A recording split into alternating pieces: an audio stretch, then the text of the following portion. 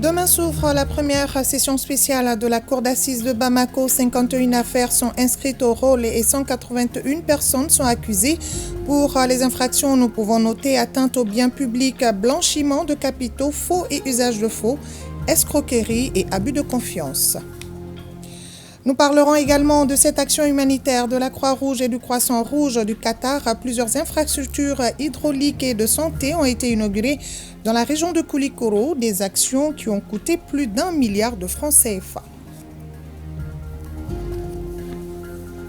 Le bal des costumes traditionnels de l'ORTM a tenu toute sa promesse. Le public a répondu massivement au rendez-vous. Le Mali a brillé de sa diversité culturelle.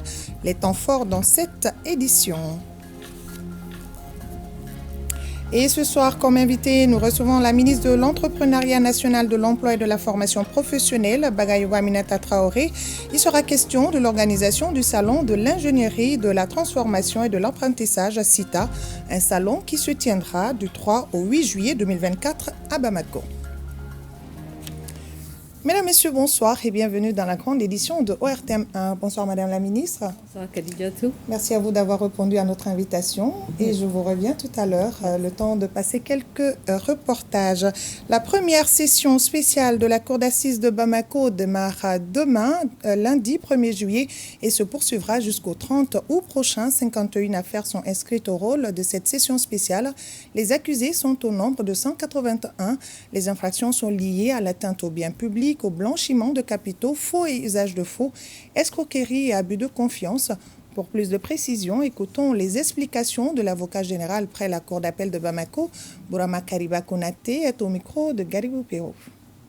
La spécificité de cette assise, c'est qu'elle porte essentiellement sur les dossiers d'atteinte aux biens publics, sur les dossiers de blanchiment d'argent, et sur des dossiers de faux qui relèvent essentiellement du ressort du pôle économique national financier aujourd'hui, depuis la disparition des 3 pôles qui étaient du ressort des 3 cours d'appel. Donc c'est une session spéciale par la matière qu'elle va traiter. Il y a le dossier des aéroports du Mali, les dossiers du ministère de l'Énergie et de l'Eau, un dossier de l'hôpital du Pongé, un dossier du Centre international de conférence de Bamako, le dossier de la mairie de Sitakili, le dossier de la mairie de la commune 2, et aussi un dossier de la Confédération des sociétés coopératives des producteurs de coton du Mali, qui sera aussi retenu, entre autres. C'est uniquement des magistrats professionnels qui seront chargés de juger ces différents dossiers-là. Contrairement aux infractions ordinaires, où en plus de 3 magistrats, il y avait toujours 2 assesseurs. Mais les procédures spéciales, donc les sessions spéciales, c'est uniquement des professionnels, des magistrats. Donc, ce qui fera que pour chaque composition, il y aura 5 magistrats professionnels. Un président, 4 conseillers, bien sûr, le parquet général qui sera représenté. L'État du Mali a quand même déclenché une lutte farouche contre la corruption et la délinquance financière. La justice ne va plus reculer. Et personne ne sera oublié. Personne. Cette lutte, nous allons la faire sans état d'âme. Voilà la session de la Cour d'assises de Bamako qui s'ouvre demain à 1er juillet. Lancement des travaux préparatoires de la 28e édition de l'espace d'interpellation démocratique EID, des travaux qui se tiendront le 10 décembre prochain, occasion pour le médiateur de la République de lancer un appel aux usagers pour saisir les services du médiateur en vue de traitement de leur dossier. La synthèse de son discours avec Alou Touré.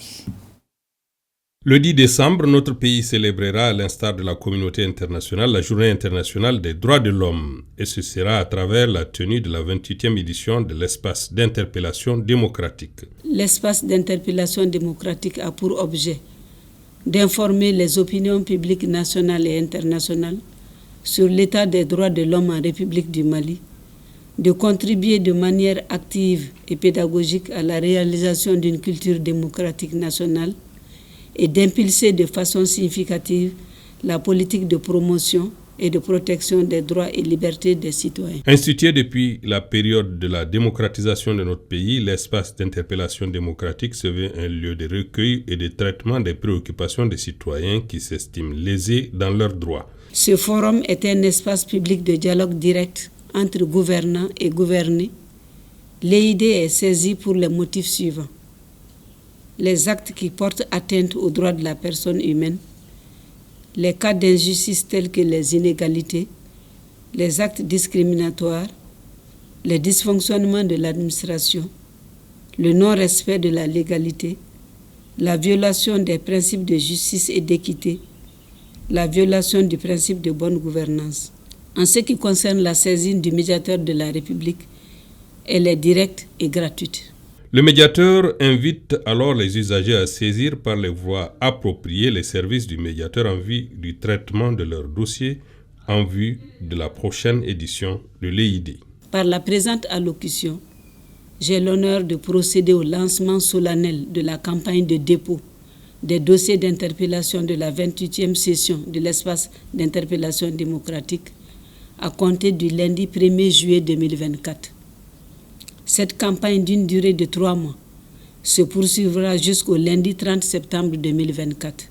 La prochaine édition de l'espace d'interpellation démocratique se tiendra à Bamako le 10 décembre prochain. Et vous pourrez suivre l'intégralité de cette intervention du médiateur juste après ce journal. Œuvre sociale du président de la transition à Koutiala, un forage a été inauguré au quartier Medina Koura. Les bénéficiaires ont salué cette action à sa juste valeur et ont réaffirmé leur soutien à la transition. Reportage d'Abrahima Kone. Réalisé dans la cour de la mosquée à quelques encablures de l'école fondamentale de Medina Koura, le forage numéro 383 des œuvres sociales du président de la transition traduit le souci constant du donateur de satisfaire les besoins sociaux de base des populations maliennes. Ils avaient besoin d'eau et le président de la transition fera tout son possible pour apporter de l'eau potable et du bonheur à tous les Maliens en général. Hier, c'était les écoles et un centre de santé. Aujourd'hui, c'est une mosquée et la population en général. La solidarité du président de la transition va s'étendre sur toute l'étendue. Les œuvres sociales vont s'intensifier et se diversifier. Le président de la transition fera tout son possible pour que le peuple malien ait son bonheur. La solidarité agissante, on le dit, personne ne peut aider tout le monde, mais chacun peut aider quelqu'un. Que les Maliens s'entraident, que la solidarité soit plus malienne et qu'on se donne les mains autour du Mali. Seul le Mali compte. Cette cérémonie d'inauguration du forage de Koutiala Medina Koura a été perçue comme un acte de respect d'un principe islamique qu'est le sacrifice de l'eau.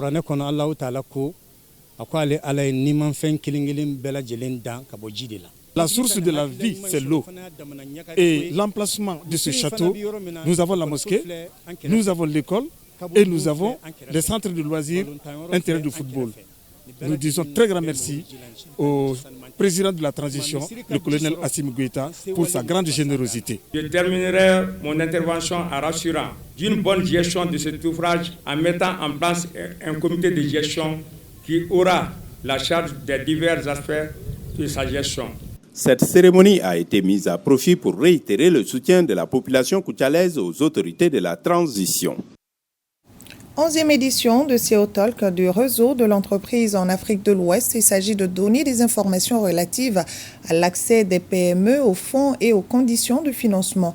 Reportage Youssouf Diakité et Mamadou Sidibé.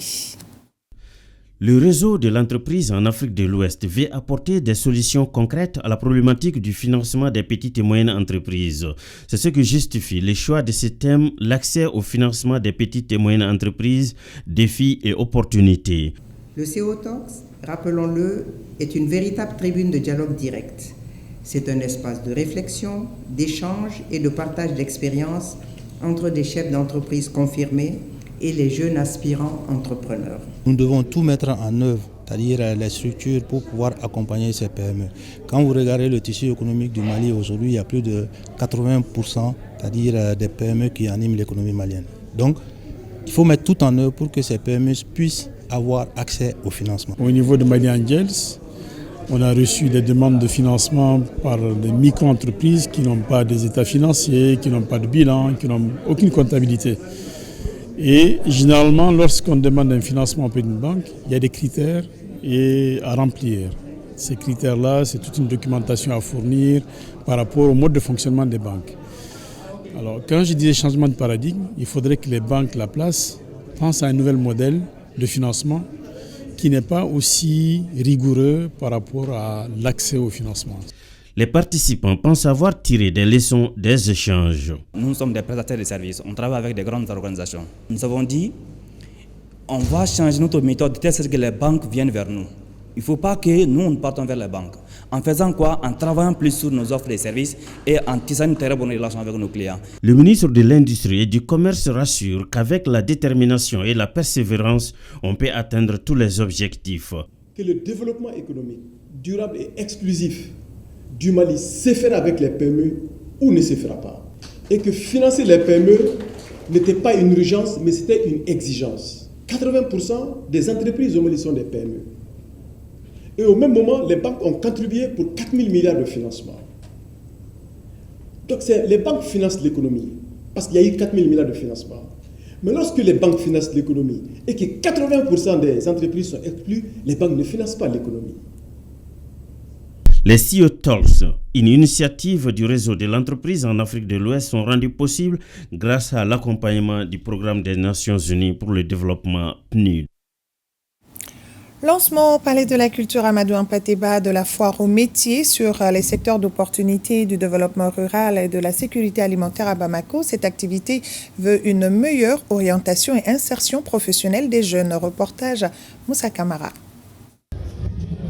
La foire aux métiers est un espace qui met en valeur les produits made in Mali. Au total, 200 jeunes âgés de 15 à 35 ans sont venus de l'intérieur pour répondre au rendez-vous de Bamako. Environ 40 jeunes exposent dans 20 stands. Cette foire, ça nous permet que les gens voient ce qu'on fait, notre potentialité. Cette campagne de sensibilisation et foire aux métiers se déroulera dans les localités de Bamako, Kati, Baguineda et Ouenzendougou. Plusieurs opportunités d'emploi sont proposées aux jeunes. Il s'agit des métiers de la transformation des produits agricoles et d'élevage. Ce programme apportera des impacts positifs pour la population tout en boostant le secteur rural autour de la capitale. La sécurité alimentaire et la formation professionnelle en accordant une pleine responsabilité aux collectivités. Cette foire aux métiers est la concrétisation des multiples initiatives prises par le département de l'entrepreneuriat national, de l'emploi et de la formation professionnelle. La présente foire, qui regroupera plusieurs centaines de participants, dont les primo-entrepreneurs de Sikasso et Ségou et 40 exposants, servira de créneau d'échange et de réflexion pour les acteurs du développement local, les jeunes promoteurs et les agro-entrepreneurs sur la problématique de l'entrepreneuriat des jeunes et des femmes, ainsi que les freins liés au financement du secteur dans le milieu rural. Il s'agit en particulier de porter plus haut les secteurs du maraîchage, de l'aviculture, de l'embouche, des métiers de la transformation liés aux produits agricoles, arboricoles et d'élevage issus des producteurs de Bamako, comme les fruits, les légumes, le lait et la viande. La délégation a ensuite apprécié les savoir-faire de la jeunesse malienne.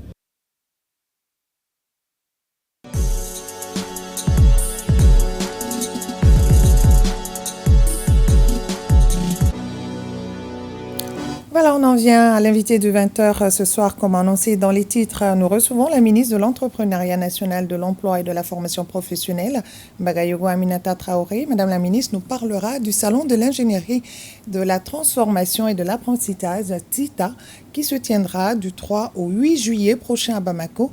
Encore une fois, merci Madame la ministre d'avoir répondu à notre invitation. Merci Kadidiatou. Alors tout d'abord, c'est quoi le CITA? Alors le CITA, qui est le Salon de l'ingénierie, de la transformation et de l'apprentissage. C'est un événement professionnel qui a été lancé pour la première fois au Mali en 2009. Donc le salon portait en ce moment sur la sidérurgie. Par la suite, il y a eu une seconde édition qui a été organisée en 2010. Cette édition s'est consacrée au métier des arts et de la culture. Donc au vu de l'engouement que l'événement a suscité, le gouvernement a décidé de l'institutionnaliser et cela s'est fait par un décret qui a été pris en Conseil des ministres en 2014. D'accord. Et le thème retenu cette année, vous pouvez nous le dire? Bien sûr. Alors cette année, le thème du salon, c'est le rôle de la formation au métier dans les politiques économiques et gage de sécurisation, de stabilisation sécuritaire et sociale.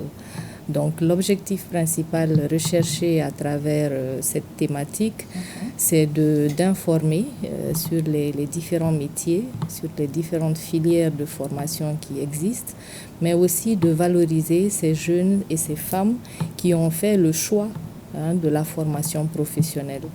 Donc plus spécifiquement, il s'agira pour nous, comme je l'ai dit tantôt, d'informer sur les opportunités qu'on retrouve dans les différents métiers.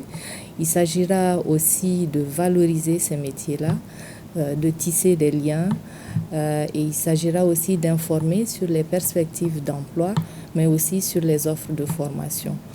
Quand on regarde, durant ce salon, nous allons promouvoir à peu près 11 corps de métiers, donc les métiers couramment appelés les métiers du BTP, que sont la maçonnerie, la plomberie, le carrelage, l'électricité, mais aussi l'installation photovoltaïque qui aujourd'hui est en très forte demande, la transformation agroalimentaire, la pâtisserie, la coiffure, l'esthétique, la couture, la mécatronique sont tous des secteurs et des métiers qui seront promus pendant ce salon.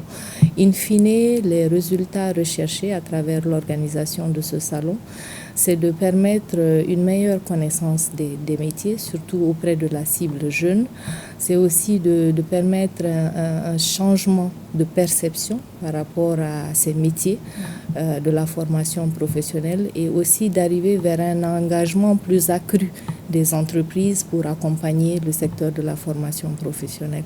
Tout à fait. Le salon se tiendra du 3 au 8 juillet. Ça veut dire que plusieurs activités sont au programme. Bien sûr. Alors, le salon va se tenir du 3 au 6 juillet. 6 juillet, d'accord. Voilà. Et donc, avec une cérémonie d'ouverture qui est prévue pour le jeudi 4 juillet. Et cette cérémonie d'ouverture est placée sous la haute présidence de Monsieur le Premier ministre, chef du gouvernement, Dr Choguel Kokala Maïga. Bien sûr, tout l'événement est placé sous le haut patronage du président de la transition, chef de l'État, le colonel Assimi Goïta. Et pendant le salon, au-delà de la cérémonie d'ouverture, nous prévoyons d'animer un certain nombre de thématiques, donc liées à la thématique principale du salon, mais aussi à certaines thématiques qui portent sur les enjeux et les préoccupations aujourd'hui liées à la formation professionnelle. Pendant le salon, nous allons également animer un espace d'orientation des jeunes. Donc cet espace sera animé par l'APEJ pour parler un peu aujourd'hui des opportunités par rapport à la création d'entreprises dans les différents métiers, aux formations en gestion d'entreprises qui sont disponibles et qui sont données par l'APEJ. Et en plus de cet espace d'orientation, il y aura aussi des espaces découvertes, donc des stands d'exposition des différents métiers que nous sommes en train de promouvoir et de valoriser. Et in fine, nous allons également organiser une compétition des métiers pour valoriser les compétences et les expériences des apprenants. D'accord, alors c'est un grand rendez-vous. Est-ce que d'autres pays sont invités à ce salon ? Bien sûr, nous avons voulu que ce salon soit un événement d'envergure au Mali et à ce titre, nous avons invité un certain nombre de pays. Alors le Maroc a été invité en tant que pays d'honneur et nous avons également des délégations qui viendront du Burkina, du Niger, de la Guinée et de la Côte d'Ivoire. Alors, Madame la Ministre, est-ce que vous avez un message particulier à passer pour ce grand rendez-vous? Bien sûr. Alors, ce grand rendez-vous, ce salon, cette olympiade, cette compétition des métiers qui se tient du 3 au 6 juillet, j'aimerais à cette occasion lancer un appel à toute la jeunesse malienne pour que la jeunesse malienne vienne découvrir les métiers qui sont à leur disposition, vienne découvrir les opportunités d'emploi, les offres de formation et tout ceci pour accroître leur employabilité sur le marché du travail. Merci bien, Madame la Ministre. Alors, le rendez-vous est pris pour le CITA qui se tiendra du 3 au 6 juillet prochain à Bamako. Je vous rappelle que nous étions avec la ministre de l'Entrepreneuriat national, de l'Emploi et de la formation professionnelle, Bagayoko Aminata Traoré. Avec elle, il a été question du salon de l'ingénierie, de la transformation et de l'apprentissage de CITA qui se tiendra du 3 au 6 juillet prochain à Bamako. Suite donc de ce journal et intéressons-nous à la célébration de la Journée mondiale de la métrologie. Cette journée rappelle la signature de la Convention du Mètre en 1875 pour une coopération mondiale en sciences de la mesure et dans son application industrielle, commerciale et sociétale. L'édition 2024 porte sur la durabilité. Plus de détails avec Benogo Fofana et Sigiri Koulibaly. En organisant cette journée dédiée à la météorologie, l'Agence malienne de la météorologie veut sensibiliser le public malien sur l'importance des mesures précises et leur impact dans la société. Célébrée le 20 mai de chaque année, l'édition 2024 a connu un décalage pour raison d'agenda. Elle est placée sous le thème « La durabilité ». Vous n'êtes pas sans savoir que dans tous les pays du monde, on ne parle que de développement économique durable et de protection de l'environnement. Les scientifiques de la météorologie ont choisi ce thème pour montrer aux décideurs politiques quel est le rôle que la météorologie peut jouer dans la promotion d'une économie forte et d'un environnement durable. La météorologie ou la science de la mesure joue un rôle crucial dans notre vie quotidienne. Dans le domaine de l'environnement, elle fournit les méthodes, les outils et les techniques pour surveiller et contrôler l'environnement. Sur le plan social, la météorologie protège l'intérêt du consommateur, de l'opérateur économique et autres. J'ai saisi également l'occasion pour inviter tous les détenteurs d'instruments de mesure, particulièrement ceux évoluant dans le domaine des transactions commerciales, de la production industrielle, de la santé et de la protection de l'environnement, à adhérer aux exigences de la météorologie pour la fiabilité des mesures et de leur conservation. Œuvrer pour des mesures fiables, c'est contribuer à la réalisation d'une économie et d'un environnement durable à l'échelle mondiale. L'AMAM, dans sa mission de sensibilisation, a couplé cette cérémonie de commémoration de la météorologie à un atelier d'échange, ce qui a permis d'édifier les représentants des structures publiques et privées ainsi que les hommes de médias sur les défis et les avancées dans ce domaine. Célébration de la Journée internationale contre la drogue par la mission interministérielle de coordination de la lutte contre la drogue. Une occasion pour cette structure de faire le point de la lutte et de revenir sur les missions et les actions menées par la mission interministérielle de coordination de la lutte contre la drogue. Le point avec Abdul Karim Kaba. Le nombre de personnes souffrant de troubles liés à l'usage de substances psychoactives augmente considérablement dans notre pays. Les statistiques des structures de prise en charge telles que le CHU Pongé, l'unité psychiatrique des armées de Kati en témoignent. C'est pourquoi la mission interministérielle de coordination de la lutte contre la drogue prône une synergie d'action des services en charge de la lutte contre la drogue. Que ce soit au ministère de la Santé, le ministère de la Justice, le ministère de la Sécurité, le ministère de la Défense, il faut qu'il y ait cette synergie d'action. Parce que le combat, c'est un combat de longue haleine. Il faudrait qu'il y ait quand même cette lutte, qu'on puisse faire en sorte qu'il y ait une approche holistique, c'est-à-dire par rapport à la sensibilisation, par rapport à la communication, à l'éducation, à la prévention et même la répression. Pour ne pas hypothéquer l'avenir des enfants, il urge de prendre à bras le corps la lutte et le trafic illicite de la drogue. Cette initiative vise à accroître le soutien à la prévention de l'usage de drogue pour le bien-être des couches vulnérables, notamment les enfants, les jeunes et les femmes.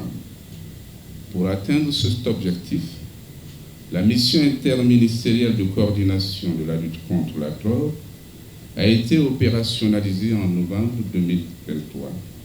Une présentation des missions et des actions de la mission interministérielle de coordination de la lutte contre la drogue a meublé la célébration de cette journée internationale contre l'abus et le trafic illicite. Actualité régionale, à Ségou se tient une rencontre d'échange entre les opérateurs économiques et les responsables des impôts. Cette rencontre permet d'informer et de sensibiliser sur l'importance des impôts, les différentes sortes d'impôts et les synthèses, les systèmes de paiement des impôts. Reportage à Fousséni Samake et Issaba. Le manque d'informations sur les taxes et impôts est souvent source de conflits entre opérateurs économiques et agents des impôts. C'est pour minimiser ces incompréhensions que la délégation régionale de la Chambre de commerce et d'industrie de Ségou organise ce cadre d'échange entre commerçants et responsables des impôts de la région. Une fiscalité mal expliquée, une fiscalité qui n'est pas comprise ne peut pas être acceptée. Et un impôt déjà compris est accepté à moitié.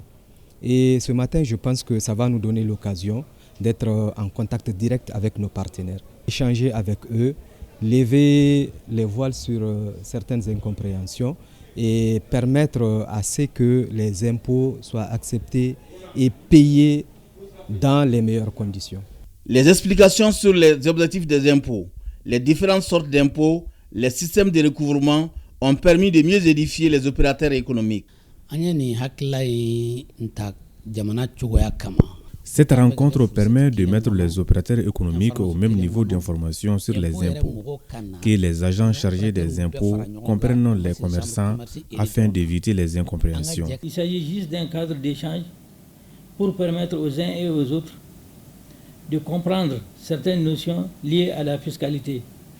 Donc il vous revient de poser en tant qu'opérateur économique les zones d'ombre que vous avez à votre niveau pour mieux faire prospérer vos affaires tout en restant dans le cadre de la légalité. Ce cadre d'échange est une initiative de la Chambre de commerce et d'industrie du Mali qui vise à mieux informer les opérateurs économiques afin de faciliter le paiement des taxes et impôts au Mali. La Croix-Rouge malienne et le Croissant-Rouge du Qatar ont procédé à Koulikoro à l'inauguration de plusieurs infrastructures hydrauliques et de santé. Ces réalisations ont coûté plus d'1 milliard de francs CFA pour plus de 40 000 bénéficiaires. Djema Moussa Konaté.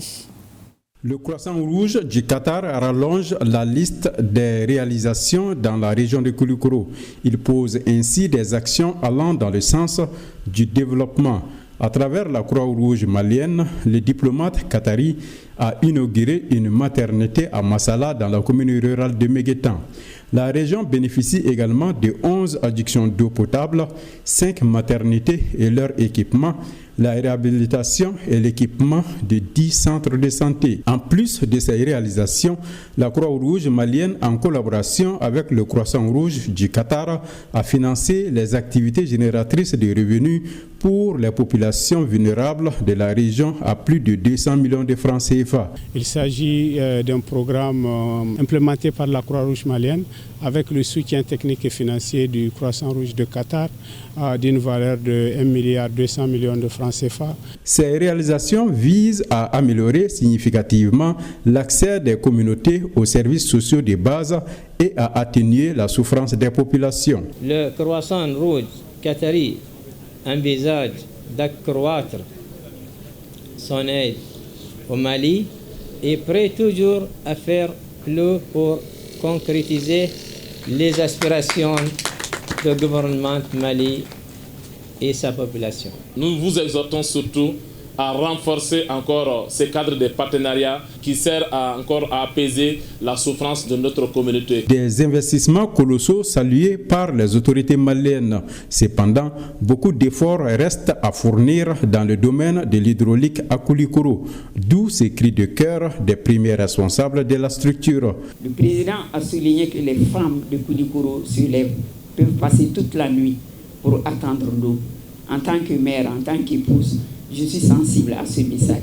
Je voudrais solliciter l'appui personnel de son Excellence l'ambassadeur et aussi du représentant du Croissant-Rouge du Qatar pour qu'ensemble, nous puissions trouver une solution définitive à ce problème. La remise à l'ambassadeur d'un fourneau multifonctionnel fabriqué par un bénéficiaire du projet, celle des clés des infrastructures aux autorités régionales, la projection d'un film de capitalisation, la visite guidée des tableaux sur les réalisations de la Croix-Rouge malienne et les prestations musicales ont marqué cette cérémonie.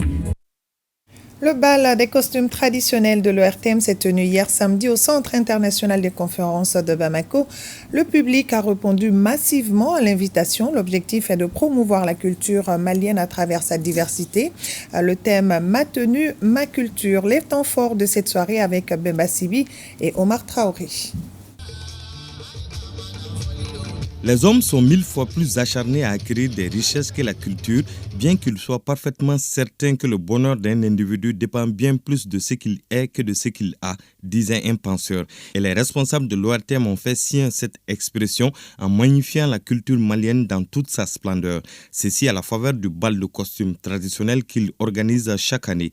Pour l'édition 2024, le Mali musical, gastronomique, folklorique, dans toute sa richesse et sa diversité était au rendez-vous, tout comme le public. Je suis venu assister à l'expression de l'identité culturelle malienne. Et dans toute sa diversité, elle s'est exprimée. Dans toute sa diversité, elle a montré que le Mali regorge de potentialités culturelles. On est vraiment imbriqué culturellement et socialement. Donc, ce qui fait que aujourd'hui, c'est vraiment une de nos valeurs majeures qu'on doit promouvoir.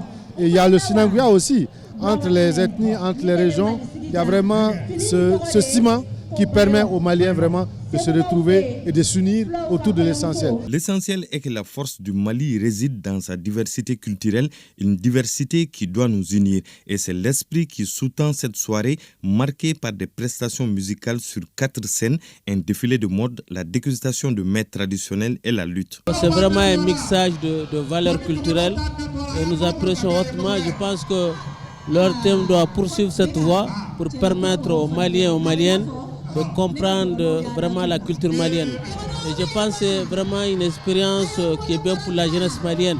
Il faudrait qu'on retrouve à nos ressources. Nous sommes à l'heure de la refondation. Et la culture, c'est un puissant marqueur d'identité. La culture, elle détermine le comportement de l'homme. La culture détermine l'être même de l'homme, son essence. Et c'est pourquoi nous pensons que de telles initiatives sont à encourager parce qu'elles nous aident à redéfinir notre personnalité, notre identité. La soirée a servi de cadre pour remettre le prix de Djenebasek Bigini Bagaga, désigné par les auditeurs de la chaîne 2, meilleur artiste de l'année 2023. La culture malienne s'est donc exprimée dans toute sa splendeur et le clou de la soirée a été la prestation de Neba Solo qui a gratifié le public de la diversité des notes du balafon.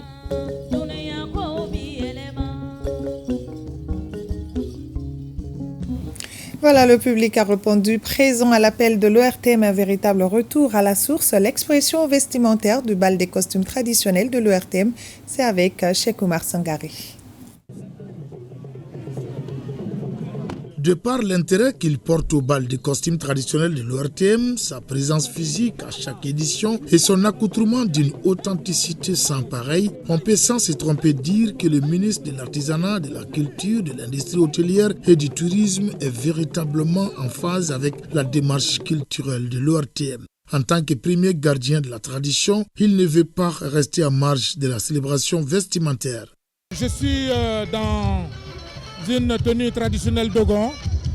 C'est une tenue dédiée généralement au chef traditionnel, le Ogon. Alors je suis moi-même un prince dans mon pays, alors donc c'est tout à fait normal que j'arbore cette tenue à l'occasion d'une cérémonie comme celle-ci. À l'image du ministre Guindo et conformément à l'idée de cette soirée qu'est de renouer avec nos traditions vestimentaires, chacun magnifie le patrimoine vestimentaire d'une ou de plusieurs aires culturelles du pays. On avait l'impression d'assister à une compétition entre les agents de l'ORTM et leurs invités.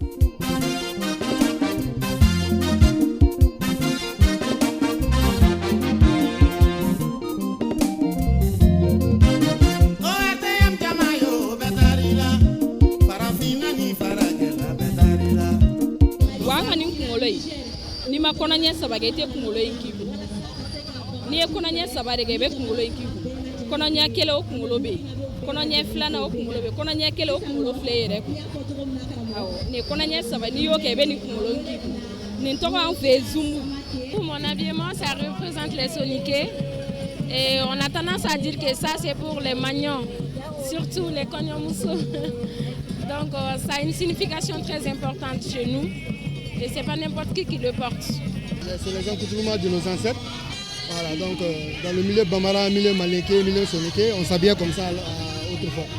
Donc ça nous permet de renouer avec nos ancêtres. Voilà, donc je suis très fier de m'habiller comme ça.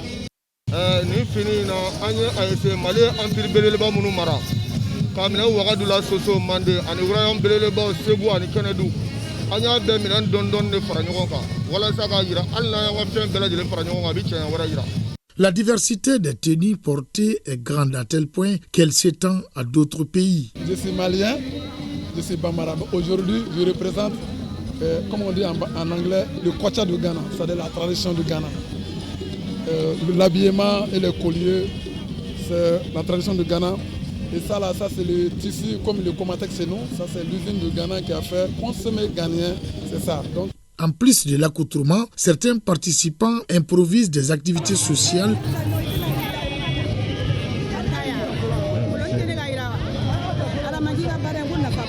D'autres créent même un environnement fictif pour mieux célébrer nos costumes. À ce niveau, Fatoumata Kamara attirait tous les regards.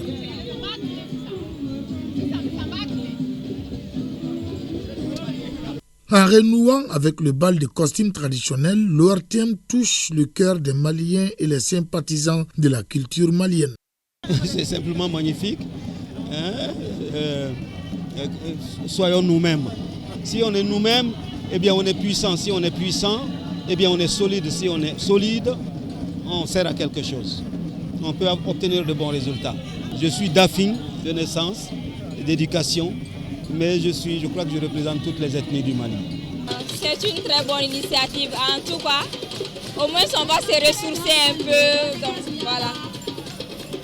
Ça fait des années, je ne suis pas venu pour, mais cette année j'en ai juste profité.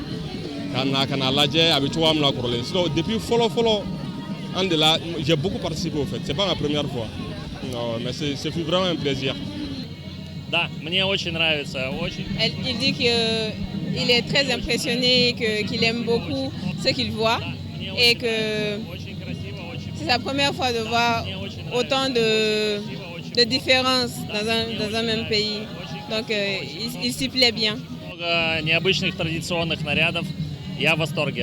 Plus qu'un bal, la rencontre a créé à l'espace d'une nuit un gros village dans lequel on retrouve toutes les communautés, toutes les cultures et par-delà toute la fierté malienne.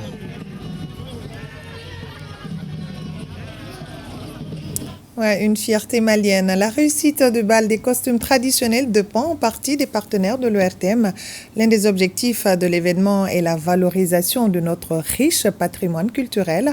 Pour ce faire, les partenaires jouent un rôle primordial. Ibrahim Kaoukonate et Adaman Kamara ont fait un clin d'œil aux partenaires. Institué au programme d'activité de la Direction générale de l'ORTM depuis des années, le bal de costumes traditionnels a pour objectif de promouvoir la diversité culturelle.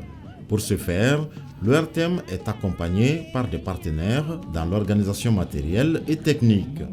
À cela, il faut noter Prestige Consulting, Mali Finou, l'association Timidoua et le Centre de développement artisanal et textile. La culture constitue le socle de notre développement. Aucun pays ne peut se développer sans sa culture.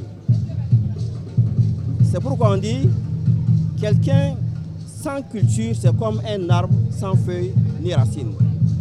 C'est pourquoi l'ORTM, en organisant cet événement, et surtout le thème de cette année, c'est les tenues traditionnelles. Il va de soi que nous soyons partenaires de cet événement. Bon, déjà, c'est la passion du service public.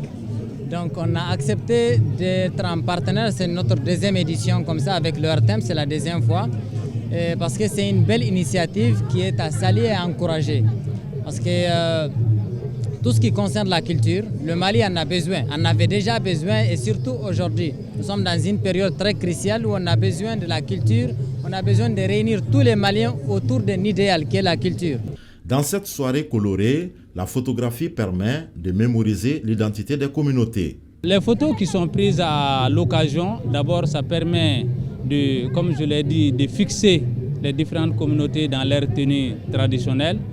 Et également, ça permet, comme on appelle, de fixer la mémoire de cette activité en tant qu'activité de promotion de nos communautés et de nos valeurs culturelles. Cette initiative de l'ORTM est soutenue par les départements de la communication, de la sécurité et de la protection civile, de l'artisanat et de la culture, les transformateurs agroalimentaires, ainsi que la Fédération malienne de lutte traditionnelle. Difficile au Mali de parler de tradition sans toucher à l'art culinaire. Chaque groupe ethnique ou région a sa particularité en la matière.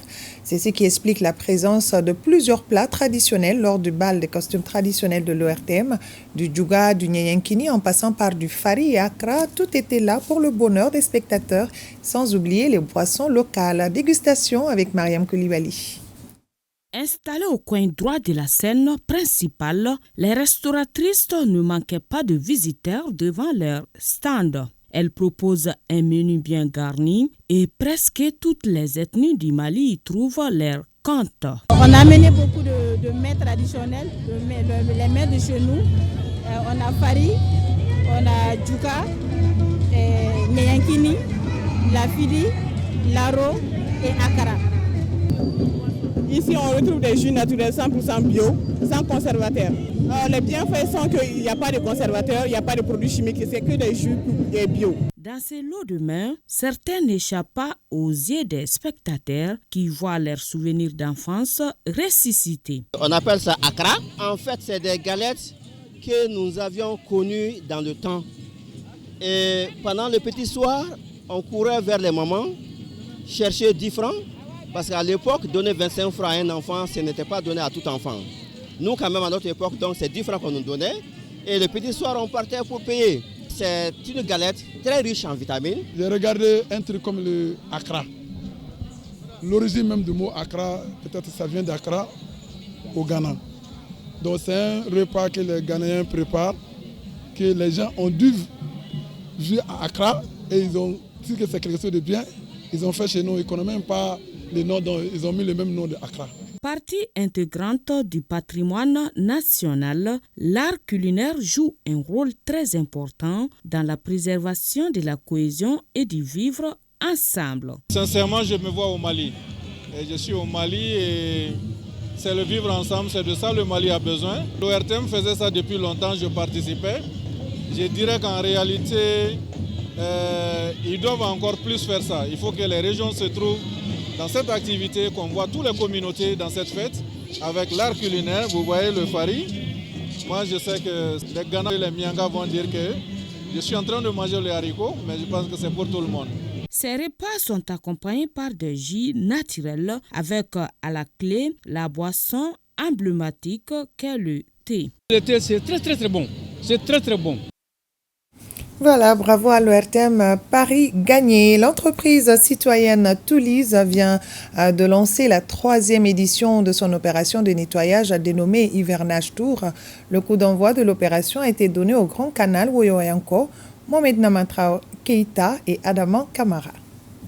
Un coup de pelle de la machine de la directrice générale de Touli Bonbon et c'est parti pour la saison 3 de l'Hivernage Tour depuis le canal d'évacuation Woyoyanko en commune 4 du district de Bamako. Cette année, les responsables de Touli Bonbon entendent tout mettre en œuvre pour la réussite de cette vaste opération. Oui, l'objectif, c'est d'éviter l'inondation à Bamako. Le deuxième objectif, c'est de montrer à la population que tout bon citoyen doit être un vrai patriote. Nous lançons l'Hivernage Tour cette année sous le signe de la paix. Le choix porté sur la commune 4 pour lancer cette 3e édition a été apprécié à sa juste valeur par les responsables de la commune. Nous les remercions également pour avoir pensé à la rivière Woyoyanko. Parce que vous savez, notre commune a connu des inondations, ne serait-ce qu'en 2013. cette inondation, nous avons enregistré des pertes en vies humaines. Nous avons enregistré beaucoup de dégâts. Cette vaste opération de nettoyage se déroulera dans tous les quartiers du district de Bamako pendant toute la période de l'hivernage. Elle se refermera par une cérémonie de distinction des meilleures équipes de Touli Bonbon qui s'illustreront par la propriété de leurs communes respectives. Le président de la transition, colonel Assimi Goïta, a été à Sikasso le 22 juin dernier où il a posé 4 grands actes dont le lancement des travaux de construction de l'université de Sikasso qui doit accueillir 20 000 étudiants. Question d'actualité revient en détail sur cette visite de haute portée du président de la transition. Je vous propose un extrait de ce numéro spécial animé par Sira Batili. Donc c'est une université qui va soutenir les développements locaux de la région de Sikasso, mais aussi qui va être aussi à la disposition du développement du Mali tout entier. Voilà, tout en permettant de développer un peu les instituts qui forment du point de vue technique et professionnel, et aussi en permettant à ceux qui veulent aller beaucoup plus loin d'être dans des études avancées, des masters, voire même du doctorat. Monsieur le ministre des Sports, c'est bien beau tout ce qu'on a vu, mais nos stades souffrent de manque d'entretien. Est-ce que les dispositions sont prises pour le cas spécifique de Sikasso? Oui, c'est une des priorités que nous avons aujourd'hui.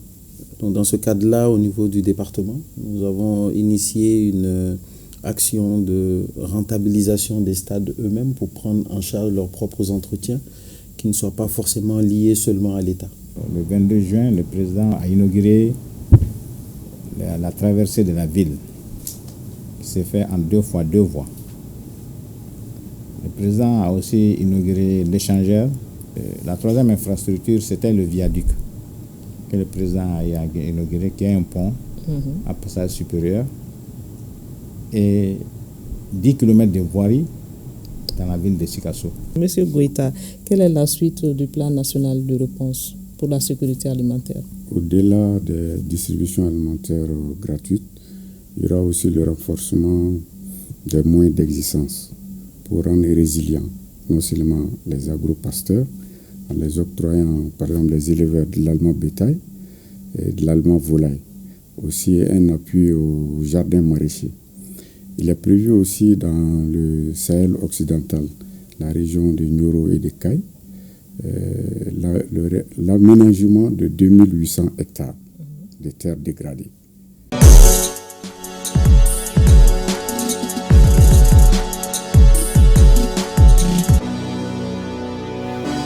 C'est l'heure du sport dans ce 20h et le rendez-vous, c'est Seragatou Sissé. Bonsoir Seragatou. Bonsoir Hadier, tu connais. Alors, à l'ouverture, bal de costume traditionnel de l'ORTM côté lutte. Les acteurs ont émerveillé le public hier avec des duels épiques. Au finish, Yacouba Issabéré est sacré champion. Oui, engagé dans 4 combats, Yacouba Issabéré a terrassé tous ses adversaires. Pour cette édition, 50 lutteurs étaient en compétition. La particularité a été l'espace offert aux dames pour s'illustrer. La synthèse de la soirée de lutte traditionnelle avec Abdelkarim Kaba. Yacouba Issabéré de Maïébé, Suleiman Diatta du Grand Marché et Mahmoud Aya de Maïébé sont les lauréats de la lutte du bal de costumes traditionnels de l'ORTM. Cette soirée était riche en couleurs et les combats ont tenu en haleine le public.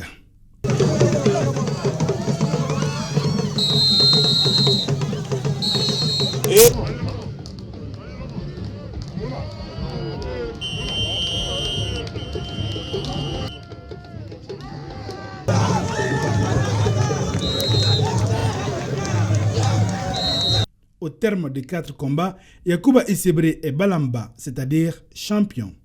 C'est un sentiment de joie. Vraiment, j'ai vu que nos athlètes sont sur pied. Donc, la manière dont ils se sont compétis, la technique, vraiment le terrassement, nous, en tant que la fédération, vraiment, on est très fiers de nos athlètes. On remercie la direction de l'ORTM et tout le personnel de l'ORTM parce que c'est grâce à l'ORTM. L'ORTM nous a permis aujourd'hui de montrer les talents des athlètes maliens. Les dames étaient à l'honneur au cours de cette soirée de lutte traditionnelle. Après 3 combats, Maïmouna Kone est championne.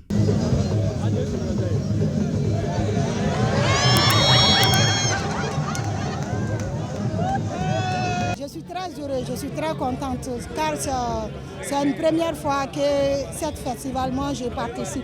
Donc je suis très fière. 50 lutteurs de 5 écuries, à savoir Tanga Sport, Grand Marché, Doumiara, Maébé et Isfas, ont participé à cette soirée de lutte traditionnelle édition 2024 du bal de costumes traditionnels de l'ORTM.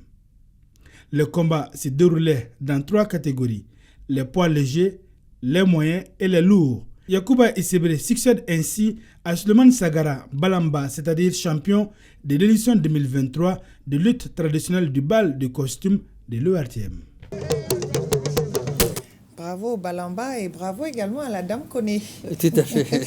Coupe du Mali au niveau des dames, les qualifiées pour les quarts de finale sont connues. Oui, il s'agit de l'AS Amazon de la commune 5, de l'AS Mandé de la commune 4, de l'AS Police, de l'USFAS, de l'AS Real, de l'Entente sportive Sirakoro Megetana de Koulikoro, de l'AS Momo de Sikasso et des Super Lions de Hamdallah.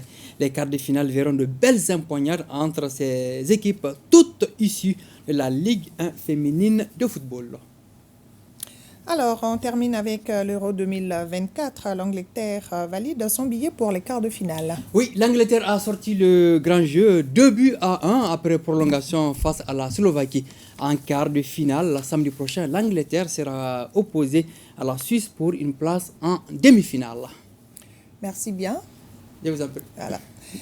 Le président de la transition, je le disais tout à l'heure, Assimi Goïta, était à Sikasso le 22 juin dernier, où il a posé 4 grands actes, dont le lancement des travaux de construction de l'université de Sikasso, qui doit accueillir 20 000 étudiants. Question d'actualité revient en détail sur cette visite de haute portée du président de la transition, un numéro spécial animé par Sira Bachili. Et vous avez comme invité le ministre de l'Enseignement supérieur et de la Recherche scientifique, professeur Bourema Kansai, le ministre des Sports chargé de l'instruction civique et de la construction citoyenne, Moussa Goïta, adjoint au commissaire à la sécurité alimentaire, Cheikh Oumar Diallo, directeur général des routes. Numéro spécial, question d'actualité à suivre après ce journal à partir de 21h45 après Défense citoyenne. Page noire de cette édition, Mohamedou Touré, journaliste à Studio Tamani, est décédé le 17 juin dernier à l'âge de 32 ans en Bangui, en Centrafrique, où il avait été promu pour occuper de nouvelles fonctions. Ses obsèques ont eu lieu ce matin à Kambila, près de Kati. Ils étaient nombreux, parents, amis et collaborateurs, à lui rendre un dernier hommage. Tiamaro Konate. Ciel assombri, comme pour incarner des cœurs meurtris, devant la dépouille d'un jeune accompli, affranchi de toute puérilité. Mohamedou Touré, puisque c'est de lui qu'il s'agit, est un professionnel de la presse malienne qui reçoit ainsi des siens un dernier hommage. Pour rappel, le confrère Touré est décédé le 17 juin dernier à Bangui, en Centrafrique, des suites d'une crise cardiaque à l'âge de 32 ans. Il y avait atterri le 17 mai pour occuper ses nouvelles fonctions au compte de la Fondation Hirondelle. Flashback. C'est le lundi matin que je l'ai appelé, son téléphone a sonné, il n'a pas pris. Je lui ai envoyé un message WhatsApp, il n'a pas répondu. Là, j'ai dit, il y a quelque chose qui ne va pas. On arrive devant sa porte. Je toque, il ne répond pas. On appelle, ça sonne, il ne prend pas. Je dis, c'est pas normal. Je demande au propriétaire de chercher la clé double.